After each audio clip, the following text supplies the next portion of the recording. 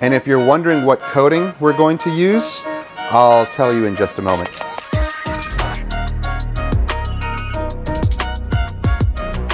We're going to put a 2-year coating on it. I know, why put a ceramic coating on it?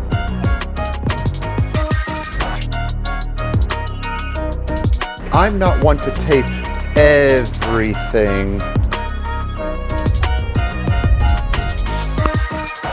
This stuff is incredibly easy to use, and it's a 2-year coating.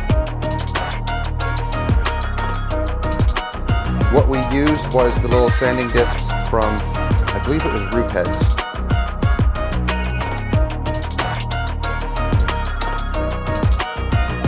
Now I am worried about this. I'm going to tape up that because that's really sensitive.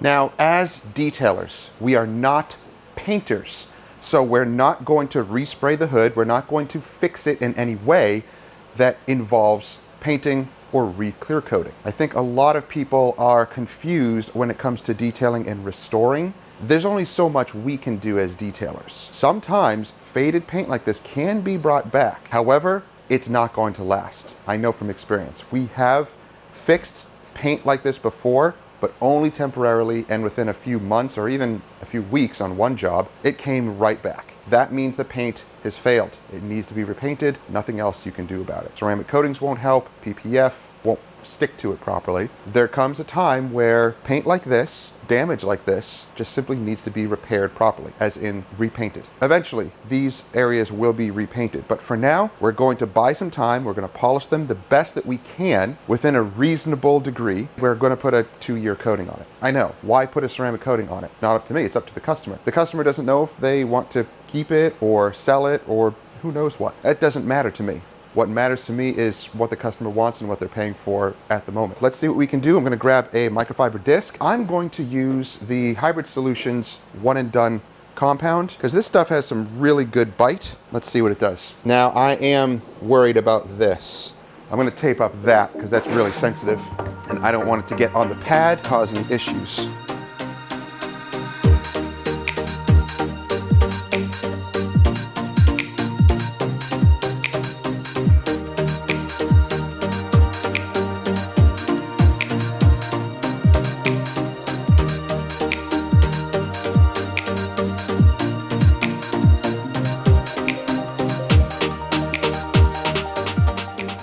Yeah, it's definitely glossing it up, but just not removing the actual failing part of it, which is understandable.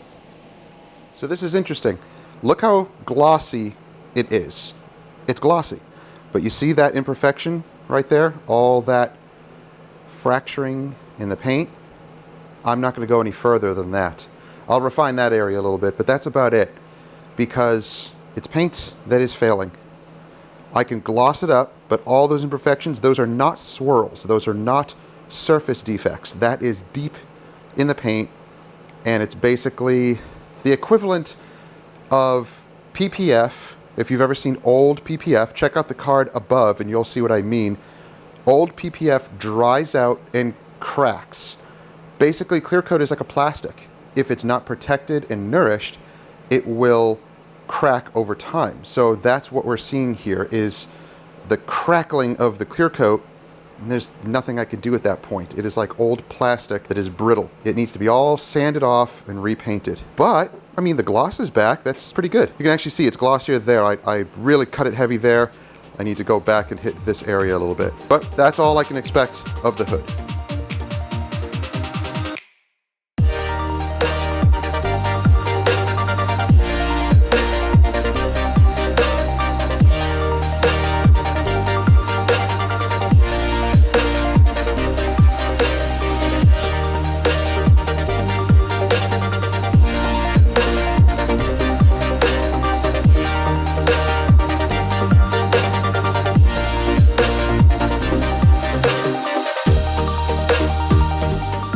Oh, I see overspray. I see overspray line. Wow, that's really bad. Yeah, I see really bad overspray tape line here. Is it on? I think it's on that fender too. Did you see it? Really? Oh, jeez. Didn't you polish it? Oh my gosh, now you're just making up excuses. So as I'm working down the sides here, I noticed something. Can you point it out? What's that? That's not a 50-50 polishing line at all. In fact, you can hear it. Smooth, rough. That is overspray, and that's not going to come out with the clay bar. It needs to be wet sanded off, unfortunately. Man, it's really bad.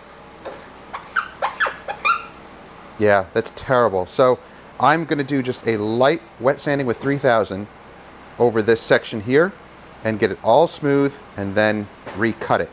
Because I noticed it while I was cutting it and it wasn't looking right. However, the rest of this is really not too bad. And the rest of it really not too bad. Little bit of light swirling, you can kind of see it. Very, very minor. Same with down here, very minor. So I might not even need to heavily cut this at all. I might just buzz over it really quick. We'll see.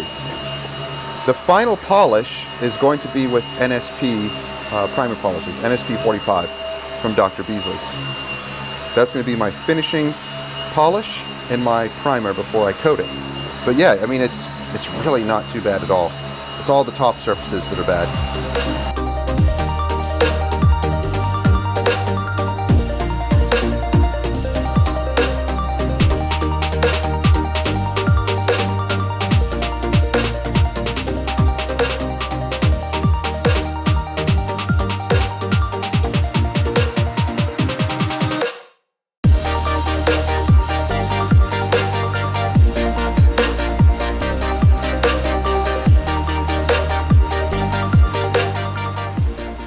All right, much better.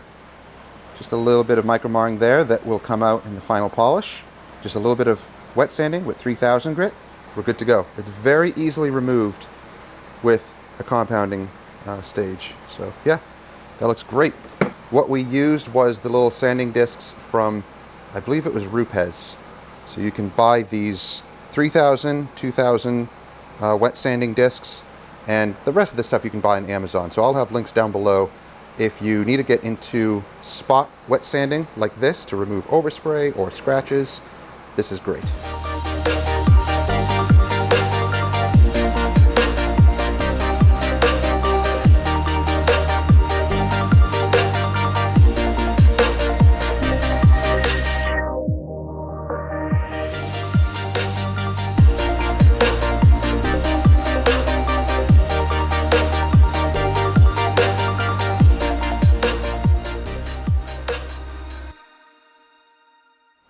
So we're working our way down and I'm doing a very light cut because it doesn't need much. I mean, you can barely see the 50-50. See a little bit of swirling there and it goes away. Just a little bit of correction going on just to improve the overall gloss and the clarity in the paint. Now, as you see me taping here, I'm not one to tape everything first. Why? This is something that I learned from a fellow detailer. And I do not encourage waste and using things excessively. So reuse the tape. No need to waste it or use too much of it. I can reuse this long piece of tape over and over and over again. Why not? Why waste tape? Look at you doing the tail lights. Wait. Whoa, baby snack. Shine the light on it and see what it looks like. Oh yeah, that's horrible. Make it go away.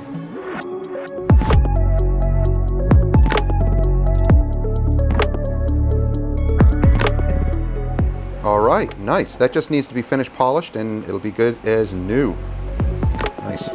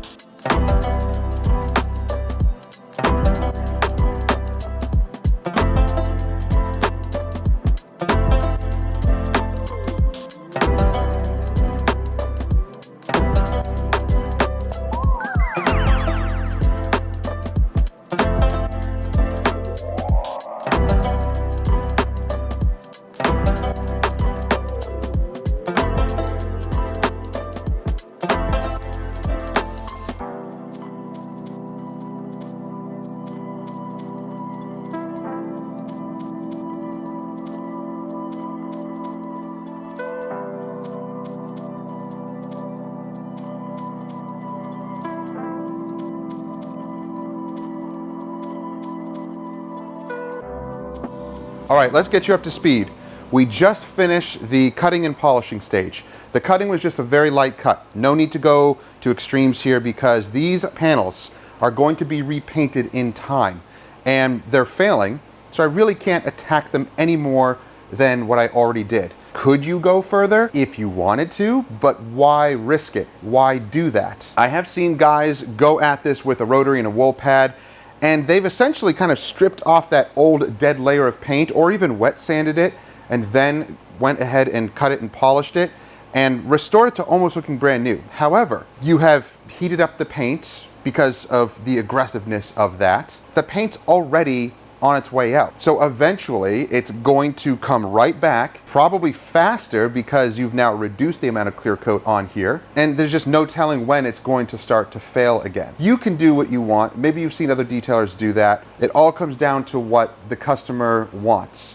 I already know, because I've had a conversation with a customer, that they're going to repaint these panels eventually. It's inevitable. I'm just buying a little bit of time. So we only go as far as we need to go and as far as we're being paid to go as well. So because this is a real detailing business, I'm not going to show you things that are unrealistic for the common detailing business. You may see other really cool restoring type videos on YouTube, but they don't give you all of the details as far as what the customer is paying, what they're really doing to the vehicle, why they're going that far, and all of that stuff. Usually it's just for the clout. It's just for YouTube and to get views and all of that, which is cool. It's nice to see. Some people kind of confuse that with real detailing and a real detailing business.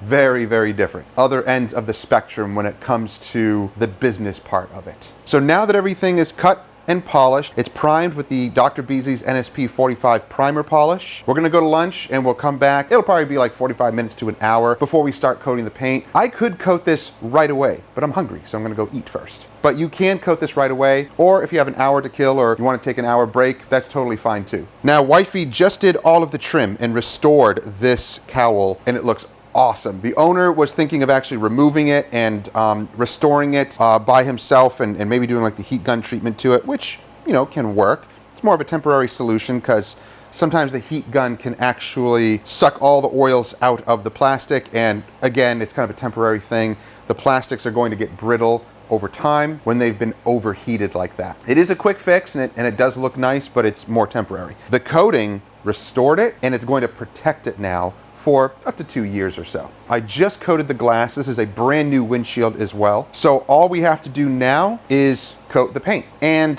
finish up little things like the glass, inside the glass, and just touch-ups here and there. Always go around the vehicle a bunch of times just to make sure that there's nothing missed. No smears or smudges anywhere on the paint or the glass. And if you're wondering what coating we're going to use, I'll tell you in just a moment.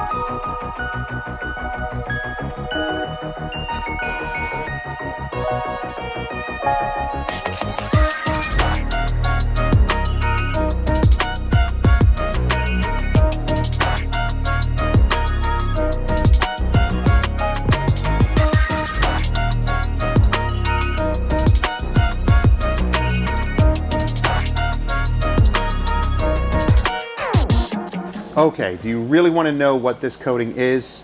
This is Art to Shine's Hyocon?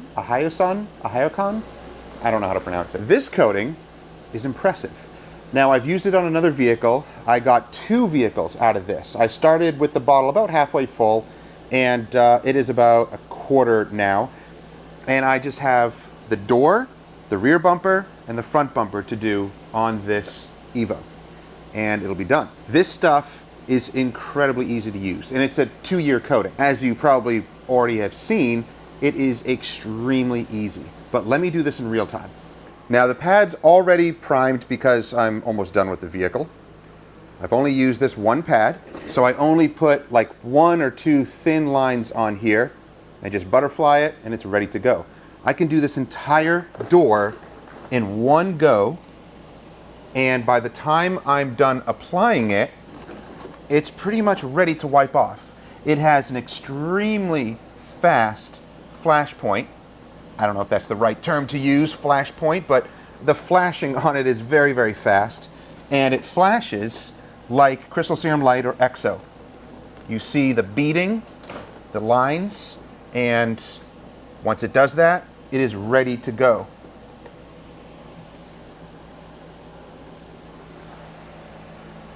So already you see the lines appearing, and that's pretty much, I don't know, 10 seconds after I put the applicator down and picked up the camera. So I'm going to put the camera back. Now, first wipe. And the minute that it starts to level it off and soak into the towel, I can feel the slickness. It wipes away incredibly easy. And then I take my second towel with my light and just make sure to go back over the entire panel, make sure that I got everything, but it pretty much levels immediately and you're left with perfectly clean coated paint. Now, why did I choose to use that coating? I usually don't use Art to Shine stuff. I usually stick with either Geon or G-Technic. Well, I actually bought it a while ago and it was sitting in my shelf unopened for a long time, and I kind of forgot about it. So that's why. I did some reorganizing, found it, and I used it on one car a couple of months ago, and I still had half the bottle left. And yeah, it was completely fine. It didn't cloud up, it didn't do anything, and it was just sitting in the cabinet away from light in a nice cool area. And the coating didn't give me any problems at all. Still responded exactly the same way as when I first used it on that first vehicle that I did with it.